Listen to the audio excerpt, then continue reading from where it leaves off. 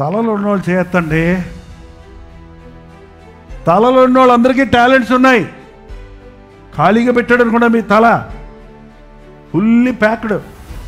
ఎవరో నాకు టాలెంట్ లేదని చెప్పొద్దు. మినిమం ఒకటైనా ఉంటుంది, మ్యాక్సిమం ఎన్నైనా ఉంటాయి. పాతి పెట్టేవాడికి ఉన్నది కూడా పోద్ది. పాతి పెట్టేవాడికి ఉన్నది పోద్ది. మీరు ఆ స్టేజ్కి వచ్చేసరే ఏంటి, మీరు ఎత్తడం లేదు చెయ్యి. పాతి పెట్టేవాడిని ఏమన్నాడు దేవుడు? సోమరమైనా చెడ్డదాసుడా, ఆ ఒకతలాన్ని తీసి ఎవరికి ఏమన్నాడు? పత్తలతలోకి ఇచ్చేయి. వాడేవాడికి ఎందుకు దాచుకునేవాడికి, కృతజ్ఞత లేనివాడికి. ఆ స్టేజ్కి వెళ్ళిపోయారేంటి? లేమంటారేంటి? తలాంతులలో చేతాడే తెలియకుండా ఎత్తుతున్నారు.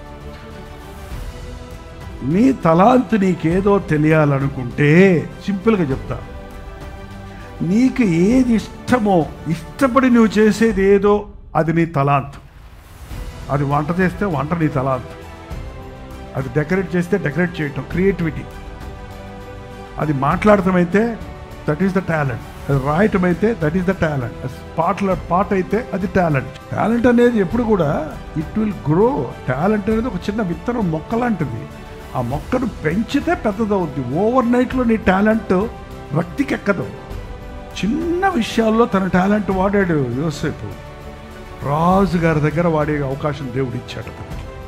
దేశానికి, దేశాలకు దీవెనకరమైనగా తన యొక్క ఆ దైవ జ్ఞానాన్ని ఉపయోగించే అవకాశం ఇచ్చాడు దేవుడు.